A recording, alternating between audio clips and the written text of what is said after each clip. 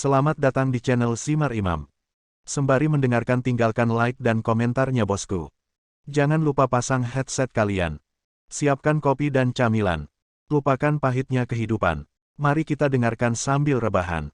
Bab 343. Ye Tianzong terkejut. Tampaknya semua lawannya akan melakukan debut. Awalnya, berdasarkan rencana sebelumnya, setelah bertemu Ye Qingfeng, mengetahui hubungannya dengan Ye Zongtian, dan tujuan akhir dari Guild Chaebol, dia ingin membunuh orang ini dan memberikan pukulan berat pada Ye Zongtian. Tetapi, dua permintaan yang tiba-tiba membuat Ye Tianzong berubah pikiran. Terminal tersebut diserahkan kepada pihak lain, dan mereka tidak dapat terus mengirimkan barang dalam waktu singkat. Selama ada penjaga yang diatur oleh Huo Fenghuang, tidak mungkin perbekalan militer ini dikirim ke perbatasan utara. Kuncinya adalah meminta dirinya berkonspirasi dengan Lin Jianrong untuk menjatuhkan grup Zongheng. Ini sebenarnya memberi saya kesempatan. Kini, masalah terbesar keluarga Lin adalah siapa ahli warisnya. Lin Surong dan dirinya berada di perahu yang sama, tetapi Lin Jianrong pergi ke arah yang berlawanan. Terlebih lagi, ada keributan di restoran hotpot di pagi hari. Jika pihak lain tidak segera dieliminasi, itu akan menyebabkan lebih banyak masalah di masa depan. Tidak apa-apa, jika Anda menjatuhkan Lin Jianrong dan mendukung Lin Surong, maka Anda dapat sepenuhnya mengendalikan 5 chaebol besar di kota Lincheng. Bukankah Ye Qingfeng harus tinggal di Lincheng beberapa hari lagi? Tepat sekali. Belum terlambat untuk menanganinya setelah urusan keluarga Lin selesai. Namun, Ye Tianzong merasa bahwa Guild Chaebol ini, yang menjalankan peluang yang begitu besar, berharap untuk membangun pengaruhnya sendiri dengan bekerja sama dengan kekuatan di perbatasan utara. Siapa orang di tengah, dan siapa orang suci yang berperan sebagai penghubung? Berperan di tengah. Tidak nyaman untuk bertanya sekarang. Ketika dia benar-benar putus asa dengan Ye Qingfeng, dia akan menghalanginya secara paksa. Apakah Anda mengatakannya atau tidak, Anda akan mati. Itu tergantung pada apa yang dia putuskan pada akhirnya. Bos Ye, masalah ini. Liu Zineng benar-benar bingung, dia tidak memahami situasi spesifiknya sama sekali.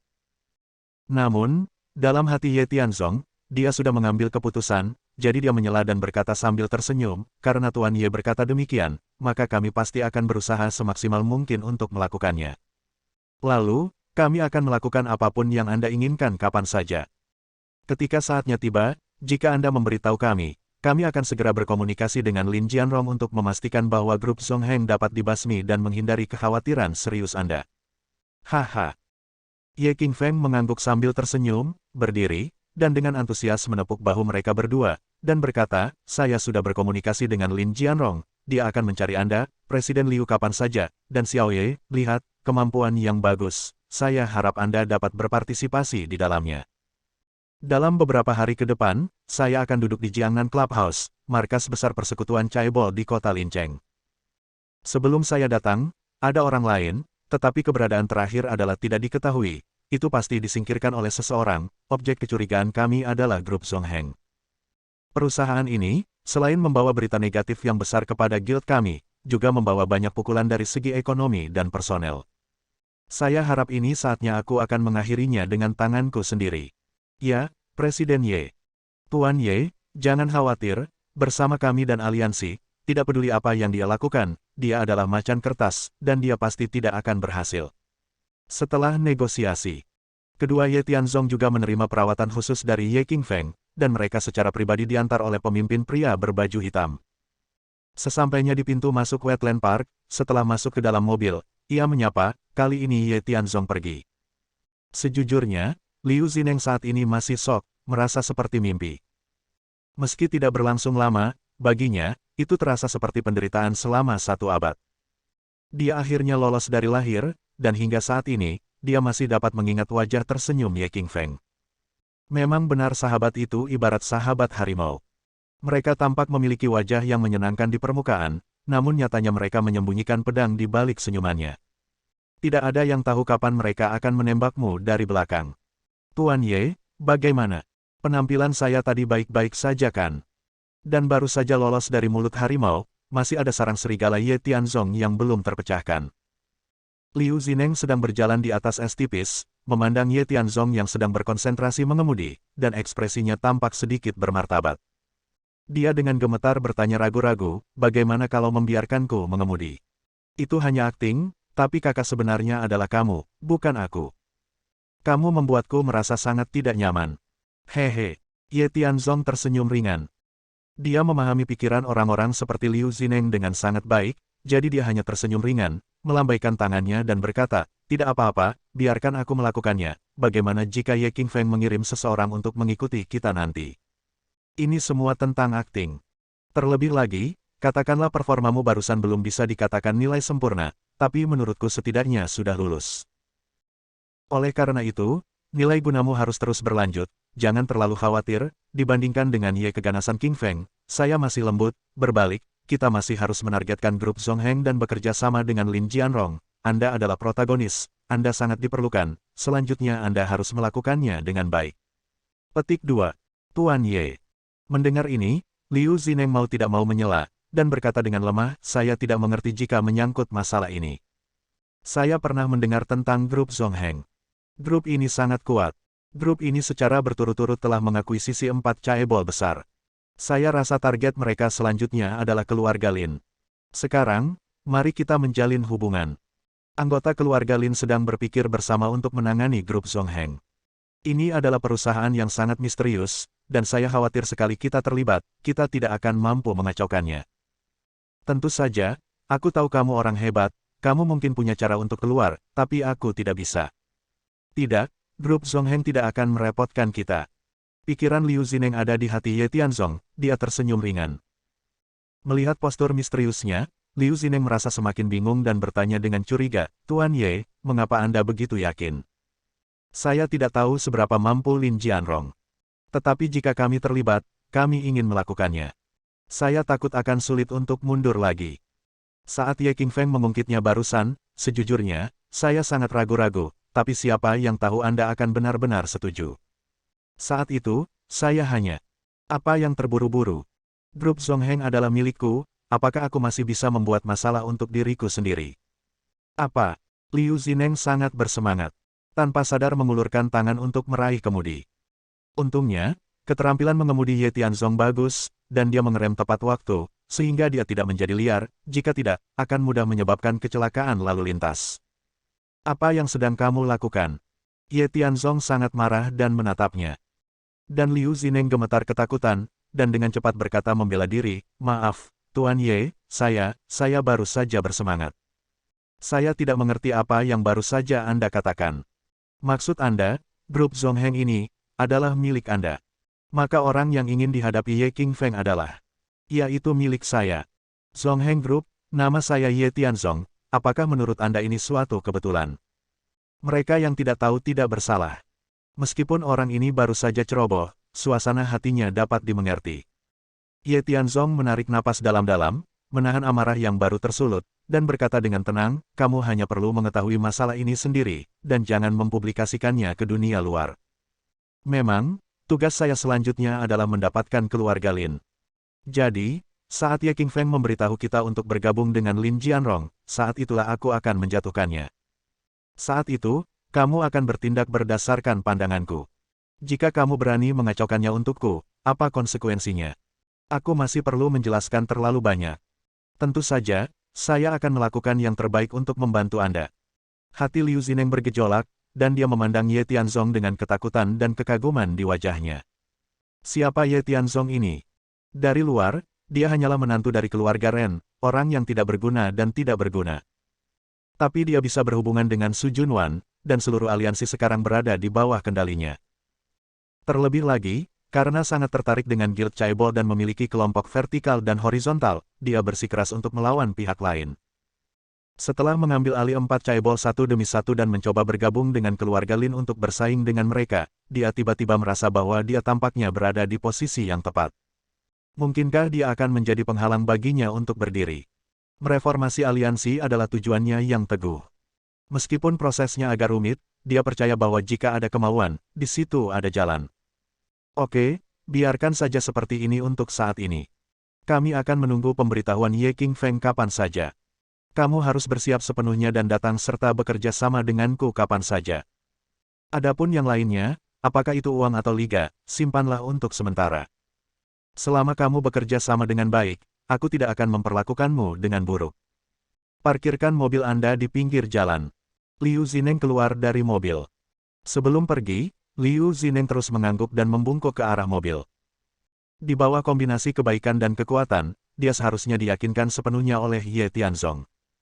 Dalam perjalanan, Ye Tianzong menerima telepon dari Huo Fenghuang. Dia berkata pada dirinya sendiri bahwa masalah kargo telah diselesaikan. Pembakaran di laut lepas merupakan pembakaran spontan dan tidak akan menimbulkan kecurigaan siapapun. Dan sekarang, dia bergegas untuk melaporkan pekerjaan spesifiknya. Ye Tianzong melirik ke arah waktu.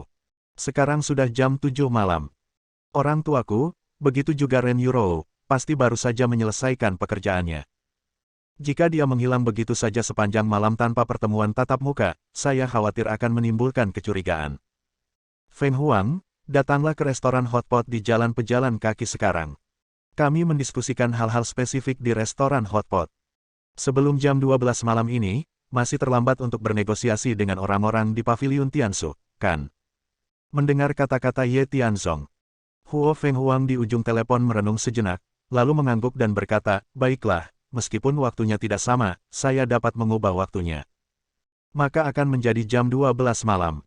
Merekalah yang hanya satu yang menunggumu. Aku akan mengaturnya untukmu. Lalu aku akan datang ke restoran hotpot sekarang dan melapor kepadamu terlebih dahulu. Kamu tidak perlu khawatir tentang hal-hal lain, aku akan mengurusnya. Petik 2. Oke. Menutup telepon. Ye Tianzong tidak menunda, dan pergi ke jalan pejalan kaki dengan cepat. Sekarang, baik restoran hotpot maupun grup kecantikan beroperasi dengan lancar. Ren Dongguo menjadi presiden kamar dagang di kota Lincheng. Selanjutnya, selama masalah antara Ye Qingfeng dan pavilion Tiansu terselesaikan, maka dia bisa duduk dan bersantai. Setidaknya, Anda bisa melakukan hal Anda sendiri sesuka Anda. Balas dendam, dan melindungi negara dan rakyat. Bab 344. Setelah setengah jam, kami tiba di jalan pejalan kaki. Periode. Dia juga menerima telepon. Itu milik Ren Yurou. Di sini, pada pukul 8 malam, masih merupakan waktu puncak untuk makan malam. Dan para tamu berada dalam arus yang tiada akhir, terus-menerus dan terus-menerus, datang silih berganti. Omset sepanjang hari ini langsung kewalahan, jauh melebihi ekspektasi sebelumnya. Sedemikian rupa sehingga cadangan makanan mereka terbatas. Menanyakan keberadaan Ye Tianzong sekarang, dia sangat bersemangat dan ingin berbagi kegembiraannya. Mendengar berita tersebut, Ye Tianzong sangat gembira dan berjanji akan segera tiba di sana. Secara kebetulan, toko kecantikan utama dibuka, dan situasinya berjalan baik. Keluarga itu bertemu dan makan di restoran hotpot. Parkir mobilnya. Ketika saya datang ke restoran hotpot, antrian di depan pintu masih panjang, para tamu sangat antusias, bahkan setelah menunggu lebih dari setengah jam, mereka tidak mengeluh sama sekali. Selain tersebar dari mulut ke mulut di pagi hari, wanginya yang memang harum tercium dari dalam hingga luar membuat orang merasa rileks dan bahagia. Tuan Ye, Anda kembali. Sekarang, Yu Xiaoqing, yang sedang menyapa pelanggan dan terus memasuki toko, melihat Ye Tianzong yang tiba-tiba muncul di pintu. Dia sangat bersemangat dan segera datang untuk bertanya kepada kerabatnya. Bagaimanapun, pekerjaan ini diberikan olehnya.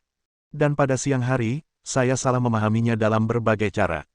Pada akhirnya, jika bukan karena penampilannya, restoran hotpot mungkin tidak akan mampu mengubah bahaya menjadi keamanan dengan begitu lancar. Oleh karena itu, dia dengan tulus yakin pada Ye Tianzong. Yah, sepertinya bisnis di toko berjalan dengan baik. Meski punya reputasi dan cita rasa, tak lepas dari kerja keras kalian para staf. Bekerja keras, dan ketika restoran hotpot berada di jalur yang benar, ia akan membuka cabang. Saat itu, Anda akan memiliki masa depan yang lebih baik. Ye Tianzong tersenyum dan mengangguk. Setelah bertukar beberapa kata, mereka memasuki toko. Saat ini Cui Beibei masih melakukan perencanaan dan koordinasi, meski pusing dengan jadwalnya yang padat, namun ia menikmatinya. Perlawanan awal sekarang berubah menjadi kenikmatan, dan semua ini berkat Ye Tianzong. Namun, seperti Ren Yurou, dia juga gila kerja. Setelah melihat Ye Tianzong, dia hanya menyapa, dan kemudian melanjutkan memerintahkan Yu Xiaoqing dan Sue Xiaotian untuk membantu pekerjaannya. Ye Tianzong tidak merasakan ketidaksenangan apapun, tetapi setelah berjalan bola-balik beberapa kali, dia langsung pergi ke kantor.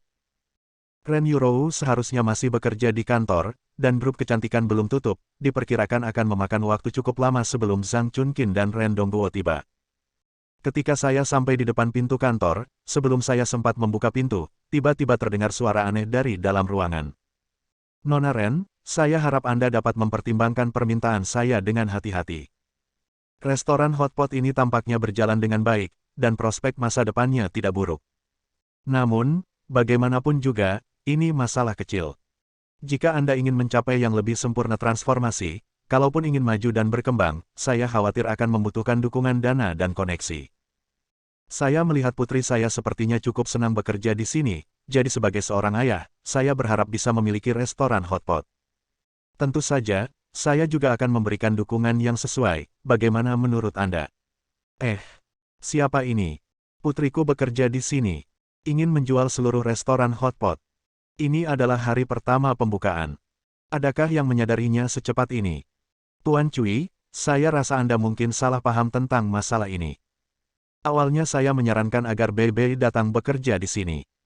Dia hanya seorang manajer umum, tapi saya tidak menyangka bisnisnya akan berkembang pesat, dan bakat manajemennya juga sangat tinggi.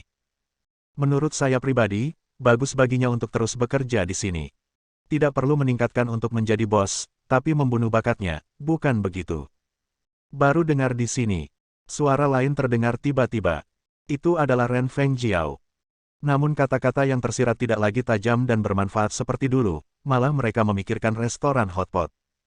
Saya tidak tahu apakah itu karena kemunafikan, atau karena anak yang hilang tidak pernah mengembalikan uangnya. Bagaimanapun, situasinya sulit sekarang.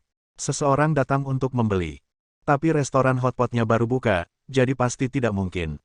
Segera, suara Ren Yurou terdengar dari dalam rumah. Tuan Cui, begitulah menurut saya. Memang merupakan saran semua orang untuk meninggalkan Bebe untuk bekerja di sini. Meskipun restoran hotpot kami hanya beroperasi kecil, saya yakin suatu hari nanti, toko kami akan menjadi lebih besar dan lebih kuat. Saya hargai kebaikan Anda, tapi tidak mungkin saya berpindah tangan dari restoran hotpot tersebut. Faktanya, ada banyak restoran hotpot yang enak, jadi Anda tidak perlu mengawasi kami. Sikap Ren Yurou cukup sopan. Ada juga Ren Fengjiao yang membantu berbicara. Dan pria aneh ini jelas adalah ayah Cui Bebe, Cui Haoyang. Ia juga anggota Tong Menghui dan merupakan saingannya dalam pemilu saat itu. Melihat bisnis di sini sedang booming dan putri saya adalah manajer umum di sini, sepertinya masuk akal jika saya ingin membelinya dan menggunakannya untuk saya gunakan. Namun, Ye Tianzong selalu merasa bahwa di balik ini, tidak sesederhana itu. Ren, menurut saya seseorang perlu dipromosikan. Aku datang ke sini untuk berbicara denganmu guna memberimu kesempatan. Kalau tidak, jika kita benar-benar harus putus, maka wajah semua orang tidak akan terlihat bagus. Berbicara tentang ini, Cui Haoyang memandang Ren Fengjiao dan berkata dengan serius. Ren Fengjiao, kamu juga tahu bahwa dengan situasi Ren Group, jika kamu ingin mengendalikan grup, sebaiknya dengarkan aku, jika tidak, kakak perempuan tertuamu mungkin akan sampai di sana lebih dulu. Aku adalah pemegang saham kedua, dan saya memegang saham, serta prestise saya di grup. Apakah menurut Anda orang-orang ini akan mendengarkan Anda atau saya? Ini mengancam. Hal ini membuat semua orang bingung, apakah Anda harus agresif hanya untuk memberikan karir pada putri Anda? Jika Anda benar-benar menyukainya, Anda bisa membukanya di tempat lain, atau membukanya di luar negeri, dan tidak ada yang akan peduli dengan Anda.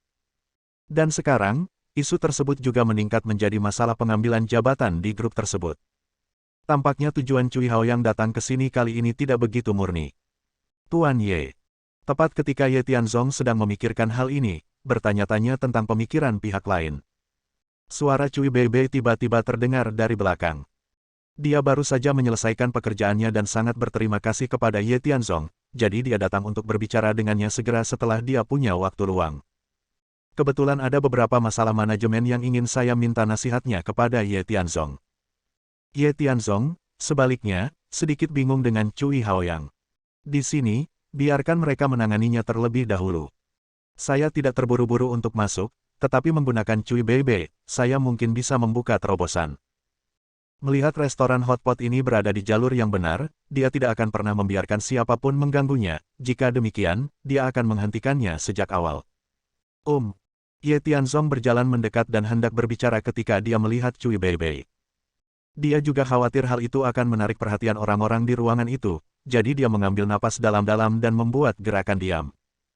Mereka berdua pergi ke dapur dan menemukan sudut terpencil. Setelah memastikan tidak ada orang di sini, Ye Tianzong berkata, Bei, ada yang ingin kutanyakan padamu. Kebetulan saya juga memiliki beberapa masalah manajemen yang ingin saya tanyakan kepada Anda. Ini tidak mendesak. Urusanku lebih penting. Lagi pula, aku ingin kamu menjawabku dengan jujur dan tidak berbohong. Aku bisa melihat bahwa kamu masih orang yang cukup sederhana dan jujur. Aku tidak salah menilai orang, kan? Ye Tianzong serius. Cui Beibei merasakan keseriusan situasi, dan berhenti bernyanyi dan tertawa, lalu mengangguk dan berkata, tentu saja, satu adalah satu, dua adalah dua, apalagi kamu, meskipun ayahku punya masalah, aku tidak akan membunuh kerabatmu demi keadilan. Tapi, pada analisis terakhir, apa yang ingin kamu ungkapkan? Tepat. Mendengar kata-kata Cui Beibei, Ye Tianzong perlahan-lahan merasa lega dan bertanya dengan suara rendah, seberapa banyak yang kamu ketahui tentang ayahmu? Ketika ayahnya tiba-tiba disebutkan, wajah Cui Beibei penuh dengan kebingungan. Selain itu, dia juga tahu bahwa ayahnya datang ke restoran hotpot, tetapi alih-alih makan, dia langsung pergi ke kantor untuk mengobrol dengan Ren Yurou. Mungkinkah ada sesuatu yang terjadi? Salah. Tuan Ye, apakah itu ayahku? Kamu jawab pertanyaanku dulu, dan jangan bertanya tentang hal lain. Ye Tianzong menyela. Waktu tidak menunggu siapapun. Situasi di kantor itu tidak jelas. Dia khawatir Ren Yurou akan mengambil keputusan impulsif. Ren Fengjiao sepertinya membantu, tapi dia adalah bom waktu, dan tidak ada yang tahu apa yang akan terjadi padanya.